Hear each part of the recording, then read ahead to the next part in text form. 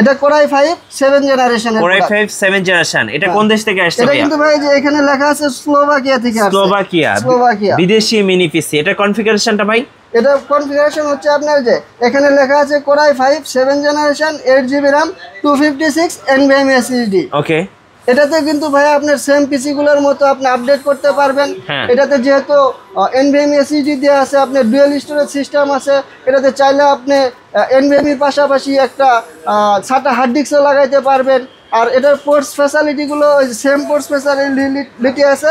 আপনার আউটপুটের জন্য 3টি পোর্ট পাচ্ছেন, 2টি ডিপি পোর্ট, একটা ভিজিএ পোর্ট। টোটাল আপনি ইউএসবি পোর্ট পাবেন হলো 6টা। এটাতে ভাই 6টা ইউএসবি পোর্ট পাবেন, একটা মাইক্রোফোন পোর্ট, একটা ভাই এগুলোতে তো ডেস্কটপ প্রসেসর ব্যবহার করা হয়। পারফরম্যান্সটা কেমন পাওয়া যায় ভাই? এটা পারফরম্যান্স ভাই আমি যদি পারফরম্যান্সের কথা বলি, আপনি নরমাল যে বড় ডেস্কটপ আছে, নরমাল ডেস্কটপে আপনি যে পারফরম্যান্স পাবেন এটা তো সেম পারফরম্যান্সই পাবেন। আচ্ছা, যারা ফ্রিল্যান্সিং করতে চাচ্ছেন বা গ্রাফিক্সের কাজ করতে চাচ্ছেন তারা তো খুব ইজিলি কাজ করতে পারবেন নাকি? খুব ইজিলি এটা সুন্দরভাবে কাজ করতে পারবেন।